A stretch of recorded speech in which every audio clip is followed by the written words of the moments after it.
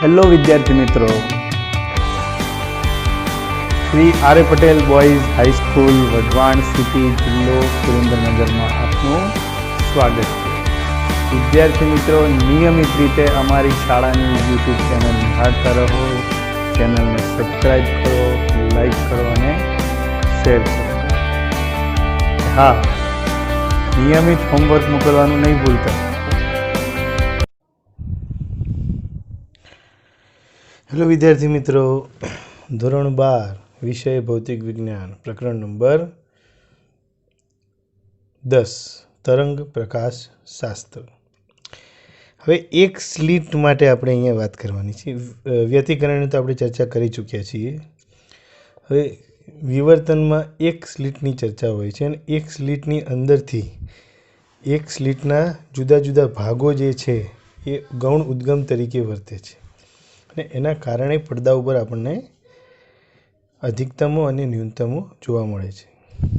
અહીંયા તમે એક વસ્તુની નોંધ લેજો કે વ્યતિકરણમાં પ્રકાશિત અને અપ્રકાશિત આવા શબ્દ પ્રયોગ થાય છે।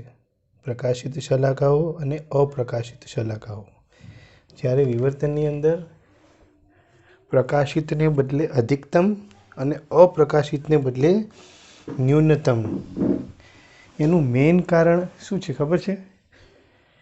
કે અપ્રકાશિત શલાકાઓ વ્યતિકરણમાં ખરેખર અપ્રકાશિત જ હોય છે, એટલે ટોટલ અંધકાર હોય છે। જ્યારે વિવર્તનમાં કદી પણ તીવ્રતા શૂન્ય હોતી જ નથી, એટલે જે ઓછી તીવ્રતા હોય એને આપણે ન્યૂનતમ કહીએ છીએ, વધુ તીવ્રતા હોય એને અધિકતમ કહીએ છીએ। એટલે શૂન્ય તીવ્રતા છે જ નહીં ક્યાંય વિવર્તન ભાતમાં, એટલે જ ન્યૂનતમ શબ્દ વપરાય છે। હવે અહીંયા તમે જોઈ શકો છો આકૃતિમાં કે એ પહોળાઈની, એટલે કે આ એ પહોળાઈ LN સ્લિટ છે, એની ઉપર એક રંગી પ્રકાશનું કિરણ આમ સ્લિટને લંબ રૂપે આપાત કરવામાં આવે છે। સ્લિટ ઊભી છે અને કિરણ એને લંબ રૂપે આપાત થાય છે। સ્લિટનું મધ્યબિંદુ M છે, આ સેન્ટર। સ્વાભાવિક છે કે મધ્યબિંદુ M છે તો LM અને MN બે સરખા થશે અને અડધા અડધા એટલે A/2 A/2 બરાબર। વિવર્તિત પ્રકાશ આગળ જઈ પડદા પર મધ્યસ્થ ભાગ ધરાવતી પહોળી ભાત સ્વરૂપે જોવા મળે છે, બરાબર।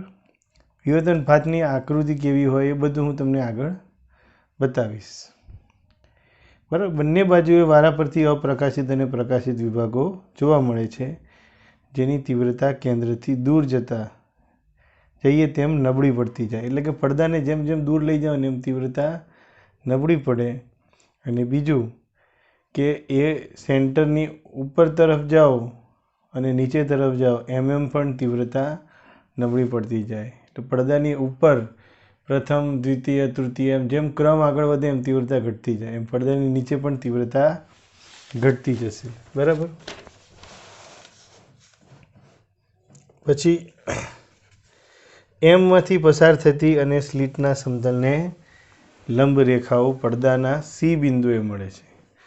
એટલે તમે આકૃતિ અહીંયા જોતા જજો। આકૃતિની અંદર હવે એ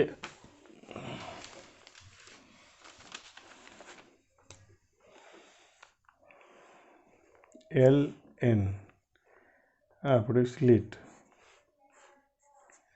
વચ્ચે M, બરાબર, પડદો। હવે આ જે સેન્ટર લાઈન છે ને એ C છે, બરાબર, M1 M2।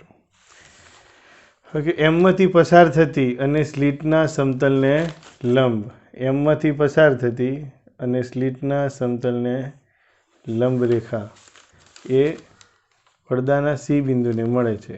હવે સ્લિટ પર આપાત તરંગ અગ્રના જુદા જુદા વિભાગોને ગૌણ ઉદ્ગમ તરીકે વર્તે છે।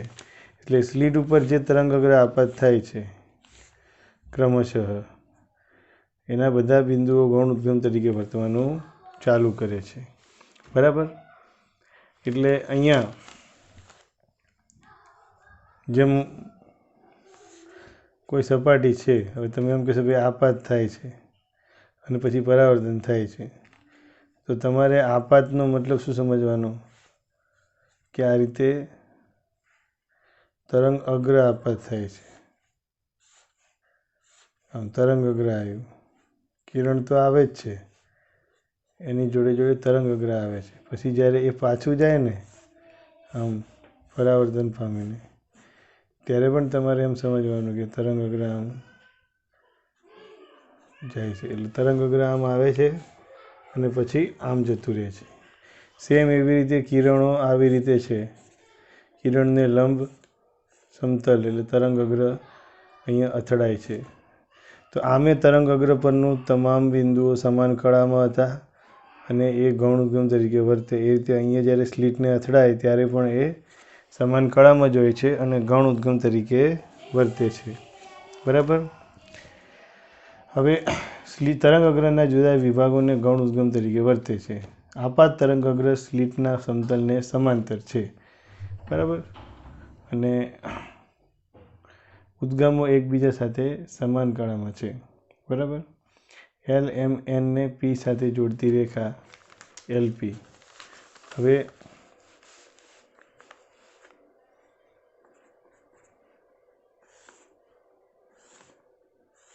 આમ લઈએ તો એલ એમ અને એન, એમાં એલથી પી, એમથી પી અને એનથી પી ત્રણે ત્રણ લગભગ સમાંતર ગણી, આ ત્રણે ત્રણ લગભગ એલથી પી, એમથી પી અને એનથી પી સમાંતર ગણી શકાય. બરાબર. હવે એમસી સાથે થીટા ખૂણો બનાવે. હવે આ એમસી સાથે આ થીટા બનાવે ને એવી રીતે આ એમસીને સમાંતર આ રેખા આ એ થીટા જ બનાવે. બરાબર. તો અહીંયા પી પાસે સ્લિટના બે છેડા વચ્ચે પદ તફાવત, એટલે આને આમ લઈ લો, આમ આ ક્યુ આવ્યું. તો આ બે છેડા વચ્ચે પદ તફાવત કેટલો થયો? N q. બરાબર. N q. આ એ, આ થીટા, સામેની બાજુ બરાબર n q upon l n. તો એન ક્યુ બરાબર l n sine theta. L n એટલે કે એ સાઇન થીટા. બરાબર.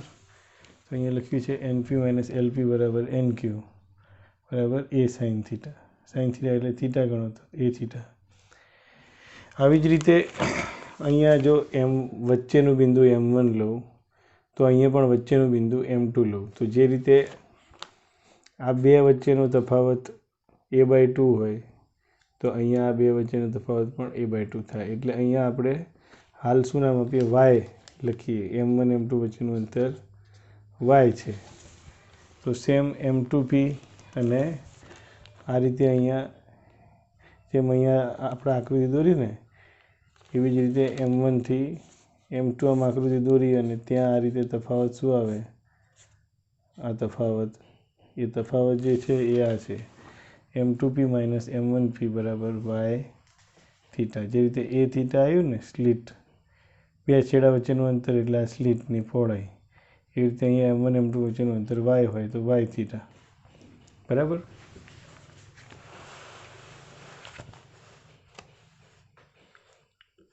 પછી આમાં મધ્યસ્થ અધિકતમની વાત કરીએ કે પડદા પરના મધ્યબિંદુ સી આગળ થીટા 0 છે. તમે જોઈ શકો છો કે આ ખૂણો જે છે ને, આ ખૂણો આ થીટા છે, પણ જો આ પી બિંદુ જે છે એને નીચે ખસેડી દઉં તો થીટા નાનો થતો જાય.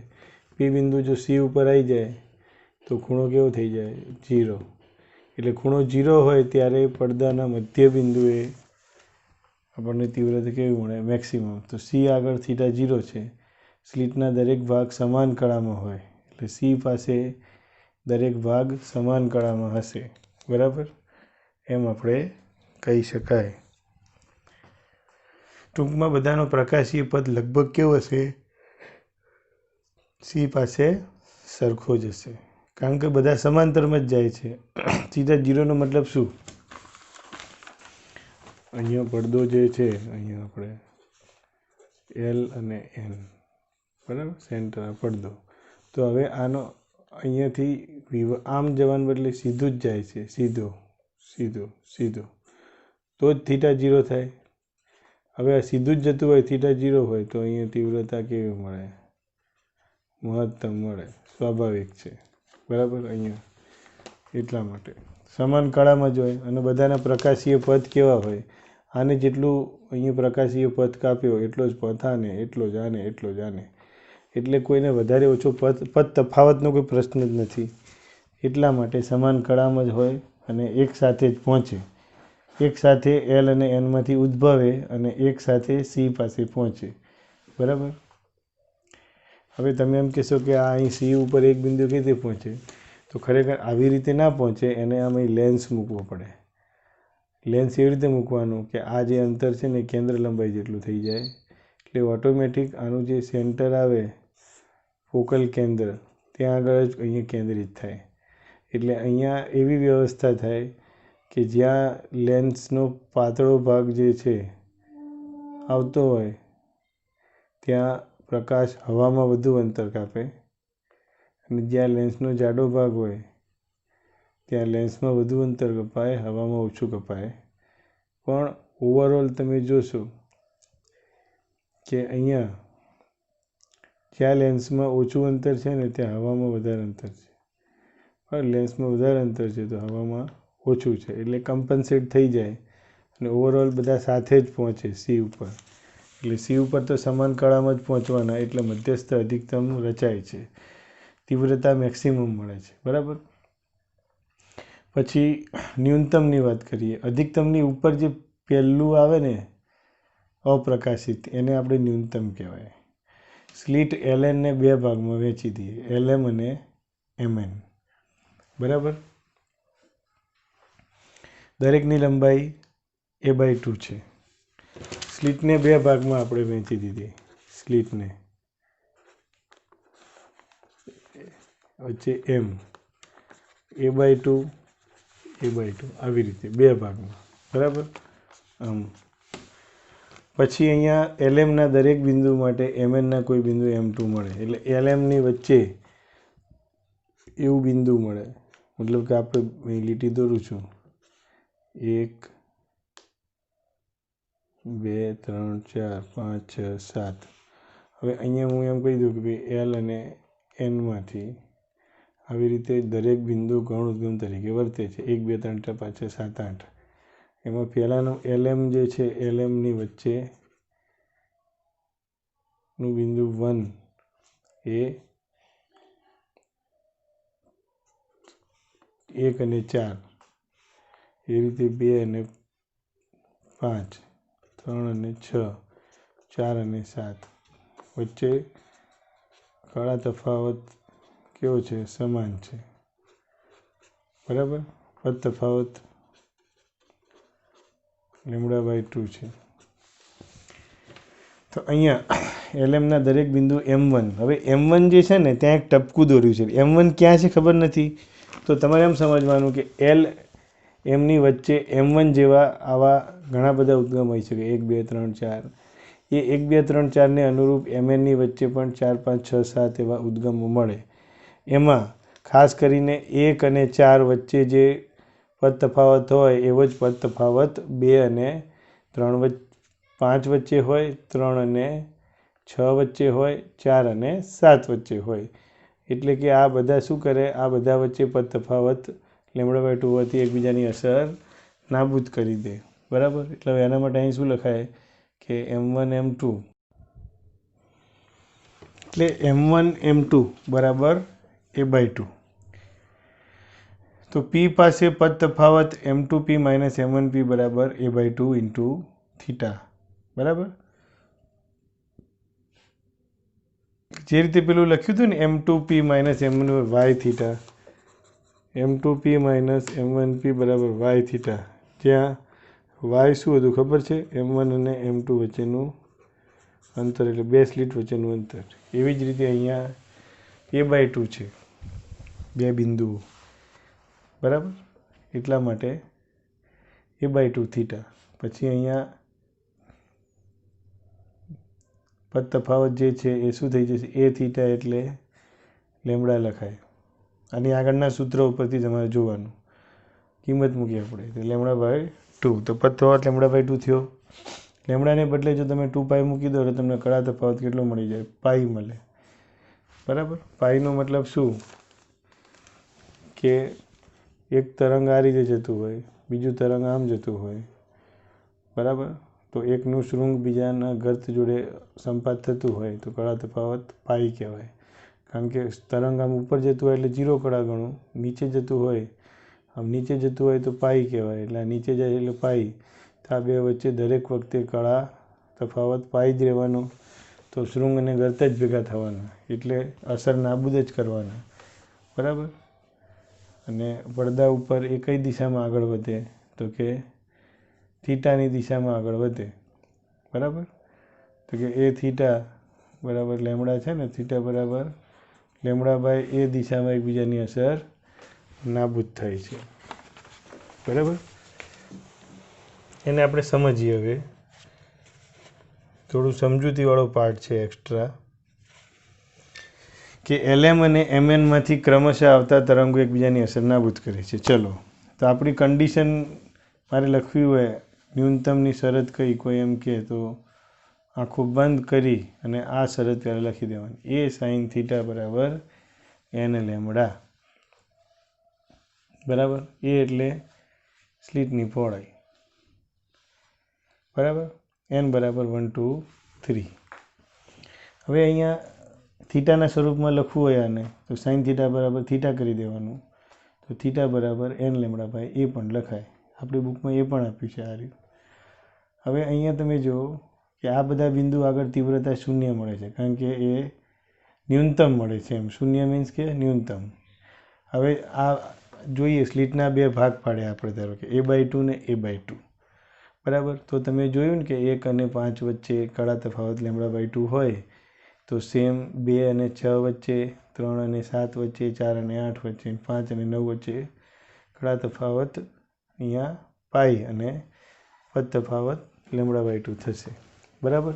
એટલે એકબીજાની અસર નાબૂદ કરી નાખે.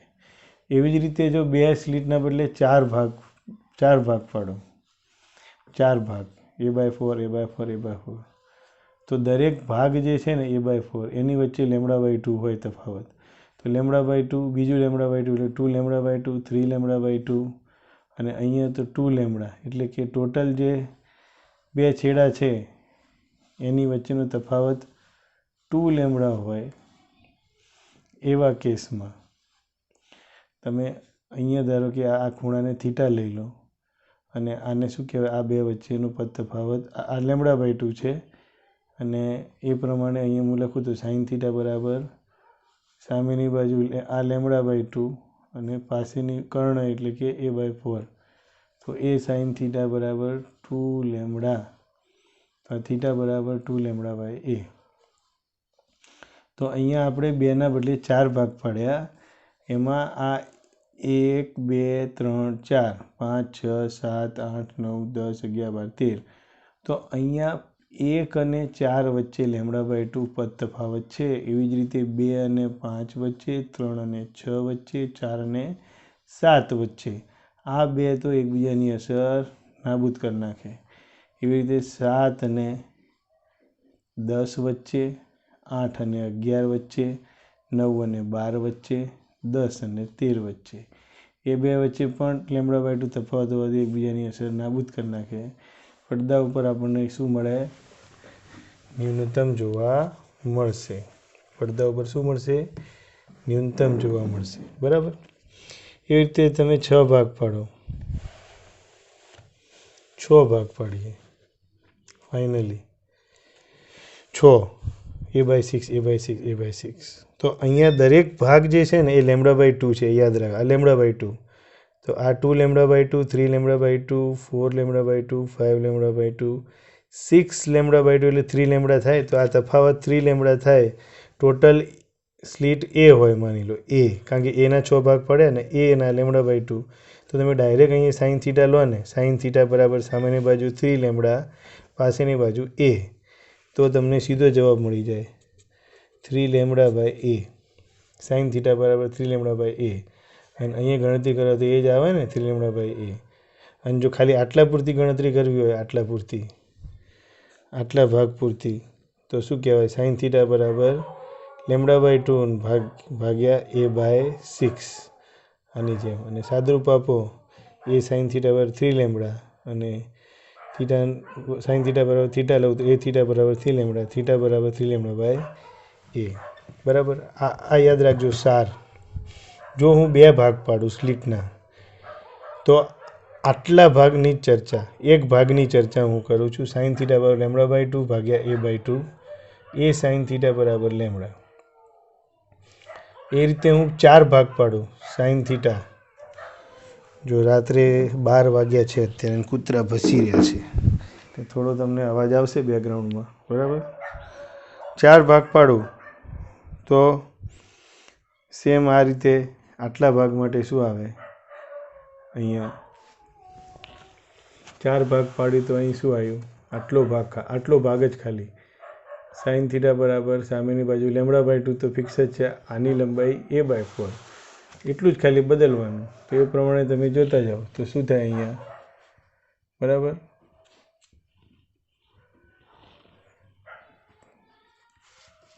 કે 4 ભાગ પાડો તો sin θ બરાબર λ/2 a/4, a sin θ બરાબર 2 λ.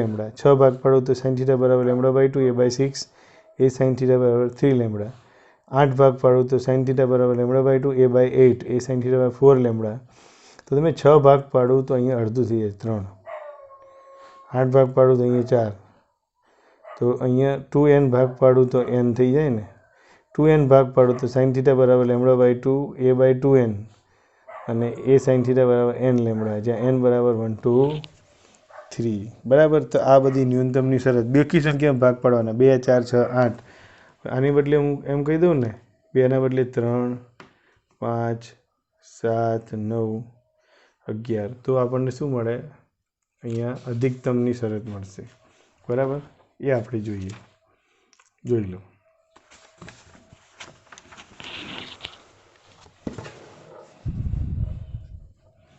બરાબર. હવે એક સ્લીટ વચ્ચે રહેતા વિવર્તનમાં ગૌણ મહત્તમ. અધિકતમ એટલે ગૌણ મહત્તમ. બરાબર. તમે 3 ભાગ પાડ્યા તો હવે આ 3 ભાગમાં દરેક ભાગ આગળ તફાવત તો λ/2 જ છે. તો 1 λ/2 2 λ/2, આ ટોટલ લંબાઈ કેટલી હવે 3 λ/2 છે અને આ ટોટલ a છે. જો તમે ડાયરેક્ટ લખવા માગતા હોય તો તમે શું લખવાના, sin θ બરાબર સામેની બાજુ 3 λ/2 અને નીચે સ્લીટ a. જો તમે આટલા ભાગ માટે જ ગણતરી કરવા માગતા હોય, આટલા ભાગ માટે, તો sin θ બરાબર આ λ/2 અને આ a/3. તો λ/2 a/3, તો 3 λ/2 a sin θ બરાબર 3 λ/2 થઈ ગઈ શરત. એ રીતે કોઈ 5 ભાગ પાડે તો sin θ λ/2 a/5, 5 λ/2 a sin θ બરાબર 5 λ/2. 7 ભાગ પાડો તો એ પ્રમાણે λ/2 a/7, 7 λ/2 a sin θ બરાબર 7 λ/2. એ રીતે 2n+1 ભાગ પાડીએ આપણે. બરાબર. 2n+1 ભાગ sin θ બરાબર λ/2 a/2n+1, 2n+1 λ/2 a sin θ બરાબર n+1/2 λ, n બરાબર 1 2 3. હવે થાય છે શું આમાં કે સ્લીટને જ્યારે તમે 3 સરખા ભાગમાં વહેંચો છો ત્યારે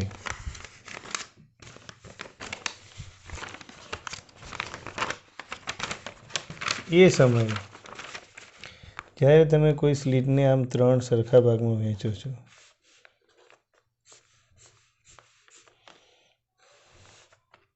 એક બે 1 2 1 2 થઈ લખો 1 2 3 4 5 6 9 10.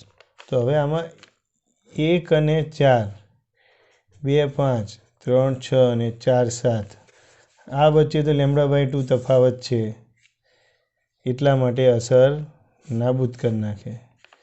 પણ અહીંયા હવે અસર નાબૂદ કરવા માટે અહીંયા કંઈ છે નહીં. ચોથું તો છે નહીં, 3 જ ભાગ પડે છે. તો અહીંયા 3 ભાગમાં શું થશે, 2 ભાગ અસર નાબૂદ કરે, 2/3. આ ભાગ બાકી રહી જાય. આના કારણે પડદા ઉપર કંઈક તીવ્રતા મળશે.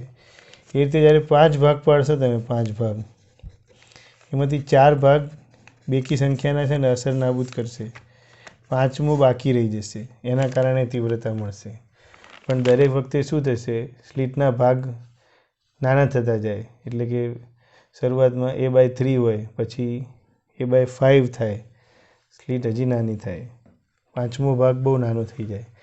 7 ભાગ પાડો તો A/7, 7મો ભાગ જે રહી જાય ને એ બહુ નાનો થાય, એટલે તીવ્રતા પણ ક્રમશઃ ઘટતી જાય. બરાબર.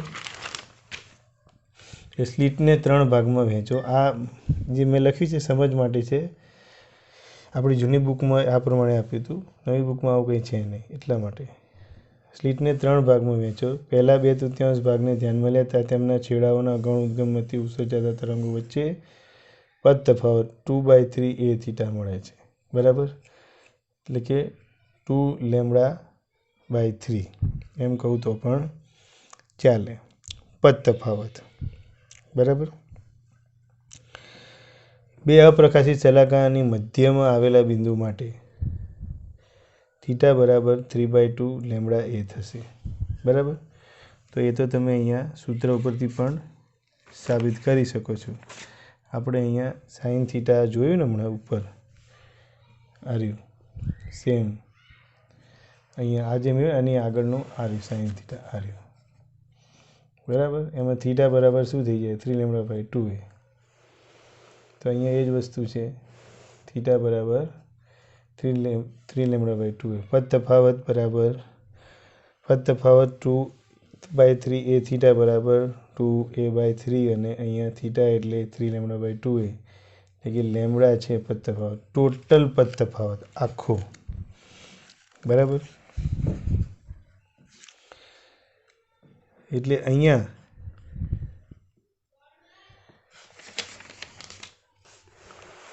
સ્લીટને તમે 3 ભાગ પાડો છો સ્લીટના, જેમાં પ્રથમ 2/3 ભાગમાંથી આવતા ગૌણ તરંગો વચ્ચે પદ તફાવત λ/2 છે. બંને ભાગમાંથી આવતા તરંગો એકબીજાની અસર નાબૂદ કરે. 3 ભાગમાંથી 2 ભાગ અસર નાબૂદ કરે. બાકી રહેલ ત્રીજો ભાગ જેની અસર નાબૂદ થતી નથી. 2 ન્યૂનતમ વચ્ચેના બિંદુ આગળ તીવ્રતા જોવા મળે છે. પછી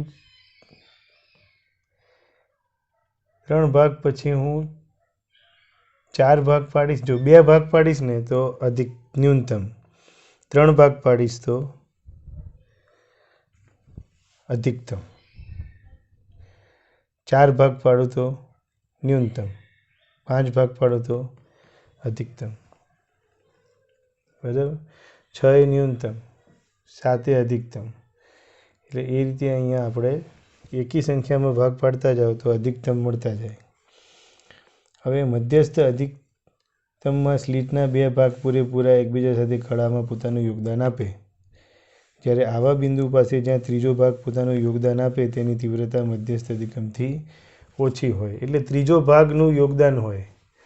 તીવ્રતા જ્યાં મધ્યસ્થ અધિકતમ જ્યાં રચાતું હોય ને સેન્ટરમાં, ત્યાં આખી સ્લીટનું યોગદાન હોય. એટલે પ્રકાશિત શલાકાની તીવ્રતા મેક્સિમમ હોય. પણ જ્યારે પ્રથમ અધિકતમ આવે ને ત્યારે 3 ભાગ પડી જાય સ્લીટના, અને 2 ભાગ તો અસર નાબૂદ કરે, પણ ત્રીજા ભાગનું જે યોગદાન છે ને એટલે એના લીધે તીવ્રતા થોડી ઓછી થઈ જાય. પછી 5મા ભાગનું યોગદાન આવે તો એમાંથી 5 ભાગ પાડો તો એમાં 4 ભાગ અસર નાબૂદ કરે, 5મો ભાગ વધે એનું યોગદાન હોય એટલે ઓર બી તીવ્રતા ઓછી થાય. બરાબર. એટલે જેમ નંબર વધે ને એન ક્રમ વધે ને શલાકાનો અથવા તો વ્યતિકરણની શલાકાનો ક્રમ વધી જાય, અધિકતમનો ક્રમ વધતો જાય, એમ તીવ્રતા ઘટતી જાય. બરાબર. અહીંયા પણ ક્રમશઃ આપણે 3, 5, 7, 9 એવા એકી સંખ્યામાં ભાગ કરવામાં આવે છે અધિકતમ માટે. વ્યતિકરણ વિવર્તન વચ્ચેનો ડિફરન્સ તમારે સમજવો હોય મેઇન, કે વ્યતિકરણ ભાતમાં સરખા અંતરે પ્રકાશિત અને અપ્રકાશિત પટ્ટાઓ આવેલા હોય છે. મતલબ કે 2 શલાકાઓ વચ્ચેનું અંતર બદલાતું નથી. 2 ક્રમિક પ્રકાશિત હોય કે 2 ક્રમિક અપ્રકાશિત હોય, એની પહોળાઈમાં કોઈ ફેર પડતો નથી. શલાકાના ક્રમ ઉપર પણ આધારિત નથી. બરાબર. પણ વિવર્તનમાં મધ્યસ્થ અધિકતમ સૌથી વધુ તેજસ્વી હોય છે અને બીજા અધિકતમો કરતાં બમણી પહોળાઈનું, અને બંને બાજુ ક્રમશઃ આવતા મહત્તમની તીવ્રતા ઘટતી જાય છે. પડદાની ઉપર કે નીચે જાઓ એમ આ મહત્તમોની તીવ્રતા ઘટતી જાય. વ્યતિકરણમાં એવું થતું નથી, બધું એક જેવું જ રહે છે. બે સાંકડી સ્લિટમાંથી ઉદ્ભવેલા બે તરંગોના સંપાતીકરણની મદદથી વ્યતિકરણ મળે. બે સાંકડી સ્લિટમાંથી ઉદ્ભવેલા બે તરંગોના સંપાતીકરણથી વ્યતિકરણ મળે. જ્યારે અહીંયા એક જ સ્લિટ હોય એના દરેક બિંદુને ગૌણ ઉદ્ગમ તરીકે આપણે વિચારીએ તો એ દરેક બિંદુમાંથી ઉદ્ભવેલા ગૌણ તરંગોની સતત હારમાળા એકબીજા ઉપર સંપાત થાય અને એના કારણે વિવર્તન મળે. ટૂંકમાં એક સ્લિટમાંથી મળે વિવર્તન છે, બે સ્લિટમાંથી મળે છે એટલે એને આપણે કહીએ છીએ વ્યતિકરણ. ખરેખર વાસ્તવિકતા એ છે, ફેનમેન નામના વૈજ્ઞાનિકે એવું કીધું છે કે વિવર્તન ને વ્યતિકરણમાં બહુ ફેર નથી જાજો. જ્યારે માત્ર બે જ ઉદ્ગમ હોય ત્યારે વ્યતિકરણ કહેવાય અને અનંત ઉદ્ગમ હોય ત્યારે વિવર્તન બની જાય. હવે તમે એમ કહેશો કે ઉપરથી વ્યતિકરણમાં તો બે સ્લિટ હોય અને વિવર્તનમાં તો એક જ સ્લિટ હોય, તો પછી કેમ આપણે એને વધારે ઉદ્ગમ હોય તો વિવર્તન કહીએ છીએ, ઉદ્ગમ તો અહીં એક જ છે તોય વિવર્તન કહીએ છીએ. તો ટેકનિકલી આપણે એમ કહેવા માગીએ છીએ કે વ્યતિકરણમાં બે સ્લિટ હોય છે એટલે કે બે ઉદ્ગમ હોય છે, એટલે આપણને પડદા ઉપર વ્યતિકરણ મળ્યું. વિવર્તનમાં કેવું હોય, સ્લિટ એક જ હોય પણ એ સ્લિટ ઉપર આપાત થતું તરંગ અગ્ર જે છે ને એ તરંગ અગ્ર પરનું દરેક બિંદુ ગૌણ ઉદ્ગમ તરીકે વર્તે. જે રીતે પેલા વ્યતિકરણમાં બે સ્લિટ બે ઉદ્ગમ તરીકે વર્તે, એવી રીતે અહીંયા એક જ સ્લિટમાં જુદા જુદા બિંદુઓની તમે કલ્પના કરી શકો અને એમાં અસંખ્ય બિંદુઓ વિચારી શકાય એક જ સ્લિટમાં. આમ અસંખ્ય ઉદ્ગમો વિચારી શકાય અને આ ઉદ્ગમો વચ્ચે ક્રમશઃ આપણને વિવર્તનની ઇફેક્ટ જોવા મળે છે. બરાબર. હવે એક સ્લિટના દરેક બિંદુ આગળથી ઉદ્ભવતા તરંગોની સતત હારમાળાના સંપાતીકરણને કારણે વિવર્તન મળે. હવે એ પહોળાઈની સ્લિટ માટે λ/a ખૂણે વ્યતિકરણ ભાતમાં પ્રથમ અપ્રકાશિત મળે. બરાબર. એ પહોળાઈની સ્લિટ હોય અને λ/2a ખૂણે પહેલી વિવર્તનની શરત પ્રથમ અપ્રકાશિત શલાકા મળે. પહેલી અપ્રકાશિત મળે એની શરત, મતલબ કે ન્યૂનતમની શરત કઈ છે, આ રહી θ બરાબર λ/a. જ્યારે આ જ ખૂણો આ જ λ/a પણ એ અંતરે છૂટી પાડેલી બે પાતળી સ્લિટ માટે આપણને વિવર્તન ભાતમાં મહત્તમ મળે. એટલે અહીંયા બે સ્લિટના કિસ્સામાં જ્યારે વાત કરું છું ને, એ અંતરે છૂટી પાડેલી બે પાતળી સ્લિટ માટે વિવર્તન ભાત એટલે કે અહીંયા વ્યતિકરણના સંદર્ભમાં છે, બે સ્લિટ હોય તો મહત્તમ મળે એમ. બરાબર. અહીંયા એક જ સ્લિટ હોય ખાલી તો એ વ્યતિકરણ ભાતમાં પ્રથમ અપ્રકાશિત મળે. બરાબર. એટલે અહીં તમે શબ્દમાં ચેન્જ કરી શકો, થોડું કન્ફ્યુઝન ના થાય એટલે અહીંયા વિવર્તન ભાત શબ્દ રાખો, વિવર્તન ભાત, અને અહીંયા વ્યતિકરણ. બે સ્લિટ છે ને છૂટી એટલે વ્યતિકરણ ભાતમાં મહત્તમ, અહીંયા વિવર્તનમાં ન્યૂનતમ મળે. બરાબર. એની શરત છે આ.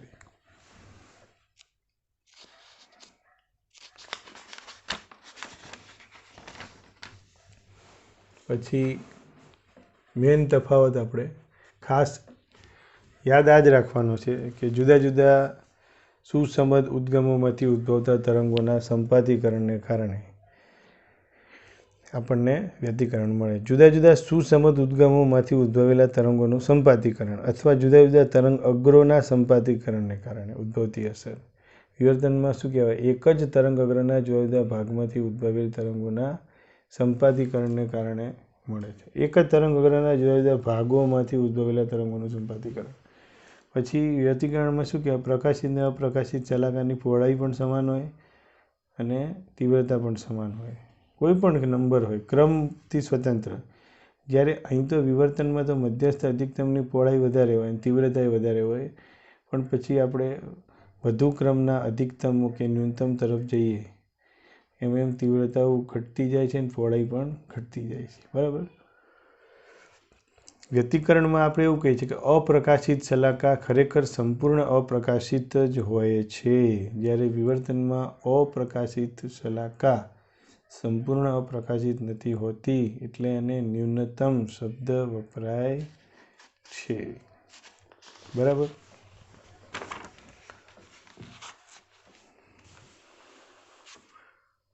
પછી પ્રયોગશાળામાં વિવર્તન ભાત કેવી રીતે મેળવી શકાય? તો સ્લિટ અને પડદા વચ્ચેનું અંતર ડી ખૂબ વધારે રાખવામાં હોય ત્યારે પડદા સુધી પહોંચતા કિરણો લગભગ સમાંતર ગણી શકાય છે. હવે આ સમાંતર કિરણો જે છે એના માર્ગમાં તમે લેન્સ મૂકો ને તો એને પડદા ઉપર આપણે કેન્દ્રિત કરી શકાય.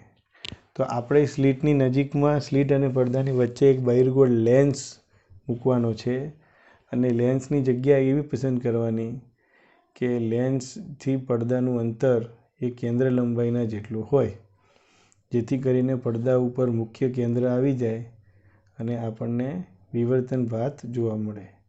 લેન્સમાંથી પસાર થતા તમામ કિરણોના પ્રકાશીય પથ સમાન જ હોય છે, એટલે આમાં કોઈ પદ તફાવતનો કોઈ પ્રશ્ન નથી, અથવા જે બી પદ તફાવત હશે એ નેચરલી હોવાનો, એમાં લેન્સના લીધે કંઈ ચેન્જીસ નહીં આવે કે લેન્સ મૂકવાથી પદ તફાવત ચેન્જ થઈ જતો હોય.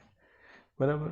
કારણ કે જે કિરણો લેન્સમાંથી પસાર થતા હોય એ લેન્સમાં વધારે અંતર કાપે તો હવામાં થોડું ઓછું અંતર કાપે, જે હવામાં વધારે અંતર કાપે એ લેન્સમાં ઓછું અંતર કાપે, એટલે બધું કમ્પન્સેટ થઈ જાય. બરાબર. લેન્સમાંથી પસાર થતા તમામ કિરણોના પ્રકાશીય પથ તો સમાન જ હોય છે. લેન્સની કેન્દ્ર લંબાઈ f હોય તો મધ્યસ્થ પ્રકાશિત મહત્તમની પહોળાઈ સહેલાઈથી મેળવી શકાય છે. બરાબર. વિવર્તન ભાતની અંદર વિવર્તનમાં મધ્યસ્થ અધિકતમ અને પ્રથમ ન્યૂનતમ વચ્ચેનું અંતર λ/a છે. મધ્યસ્થ અધિકતમ અને પ્રથમ ન્યૂનતમ વચ્ચેનું અંતર, બરાબર, અંતર એટલે આપણે એને પહોળાઈ કહીએ. આ પહોળાઈ તો આપણે આમ લઈએ ને કે ખૂણો બરાબર ચાપ ભાગ્યા ત્રિજ્યા. તો ચાપ એટલે આ ચાપ એટલે શું? આને ચાપ કહેવાય. ચાપ બરાબર ખૂણો ગુણ્યા ત્રિજ્યા. ખૂણો એટલે થીટા, ત્રિજ્યા એટલે ડી. બરાબર. હવે અહીંયા લેન્સથી અંતર કેટલું થયું? કેન્દ્ર લંબાઈ જેટલું, ડી બરાબર એફ. ડી બરાબર એફ લઈ શકાય કારણ કે એ સ્લિટની નજીકમાં જ આ મૂકવાનું છે. આ અંતર વધારે છે એટલે આ અંતર ગૌણ છે, અવગણી શકાય એટલું ઓછું, એટલે આપણે આને ડી અને એફ સરખા જ કહેવાય. મતલબ સ્લિટથી પડદાનું અંતર કે લેન્સથી પડદાનું અંતર બે સરખું જ છે, એટલે ડી બરાબર એફ. બરાબર. એટલે અહીંયા એફ λ/a અથવા λ/d/a લઈ શકાય. λ/d/a આવી રીતે આવે અહીંયા આની ઉપરથી. ચાપ બરાબર ખૂણો ગુણ્યા ત્રિજ્યા, થીટા ઇન્ટુ ડી, અને થીટા એટલે કે λ/a. ન્યૂનતમની શરત શું આવે? આ રહી, a sin થીટા બરાબર લેમડા. પ્રથમ ન્યૂનતમ n લેમડા છે ને, તો n બરાબર 1 લઈ લો તો લેમડા, અને પછી અહીંયા sin થીટા બરાબર λ/a, થીટા બરાબર λ/a, એટલે થીટા બરાબર λ/a અને ઇન્ટુ ડી, ડી એટલે એફ કરી નાખો. બરાબર. લેન્સથી પડદાનું અંતર કહો કે સ્લિટથી પડદાનું અંતર, બે લગભગ સરખા છે, ડી અને એફ, એટલે થઈ ગયો. બરાબર. આ રીતે આપણે અહીંયા વ્યતિકરણ ભાત મેળવી શકાય છે. બરાબર. નેક્સ્ટ લેક્ચરની અંદર આપણે 10મું ચેપ્ટર પૂર્ણ કરી દઈશું. Thank you so much. અને એક એનિમેશન પણ જોઈશું.